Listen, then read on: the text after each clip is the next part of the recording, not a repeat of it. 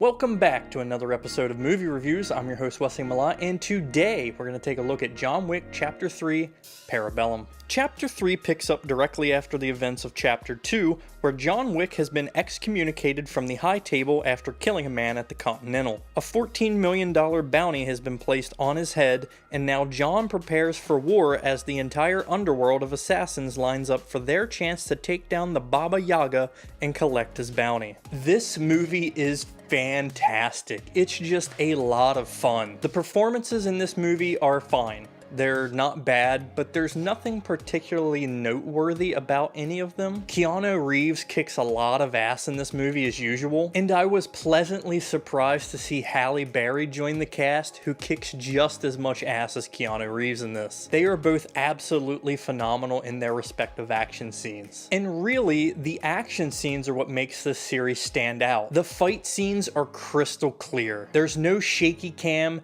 no chaotic camera movements, no frenetic cutting, no green screens. All of the action scenes are filmed in longer takes with little editing, so we, the audience, feel more immersed in the action rather than other movies that employ a more chaotic approach. Without really diving into any spoilers, all of the fight scenes are beautifully choreographed. Especially the first fight scene in the movie inside an old antique knife store, and fight scenes involving dogs and horses.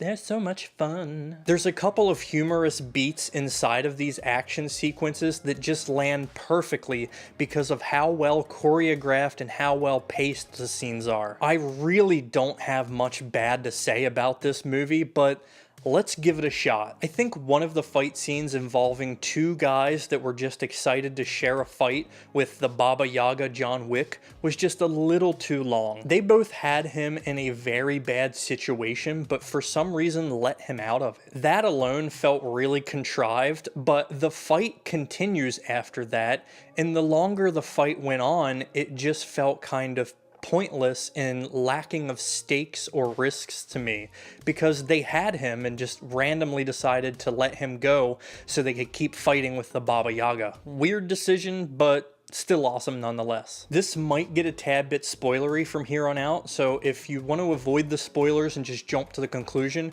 jump to the timestamp in the corner below. There's a middle part of this movie that takes place in the desert, and John makes a decision there that could get him reinstated into the high table, but later on he decides to go back on his promise, which kind of makes that whole 20-minute section feel kind of pointless. Also, this movie ends on yet another cliffhanger, which sets us up for John Wick Chapter 4. Even though I like these movies a lot, I was really hoping that Chapter 3 would tie up the series and we would just end with a trilogy. I'm just really worried that they'll have a misstep and the action will be overplayed and it'll all stop being so much fun. So I wish that they would have went out on a high note rather than potentially wearing down the series by making it go on too long. That's not really a criticism of this movie, it's just a criticism of the overall picture of the franchise, but this movie is a lot of freaking fun. The freaking fantastic. I'm gonna give John Wick Chapter 3 a B+.